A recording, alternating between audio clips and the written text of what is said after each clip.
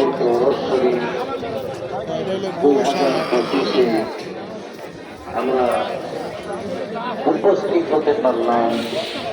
এই জন্য সকলে শুকরিয়া জানাই, সকলে পড়ি আল্লাহু সালাম জানাই সেই নবীজির রওজায়।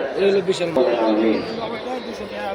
ভগবন্ত প্রথম জিয়ারত করছি মুর্শিদে বরহক মুজাহিদে দ্বীন ও মিল্লাত জামানার মহাবলী বিশ্ববলী খাজা বাবার দারুল মাদ্রায় আল্লাহ তাআলা ইমাম সাহেবের পবিত্র কদম মুবারকে আমাদের হাজিরা কবুল করুন। আমিন।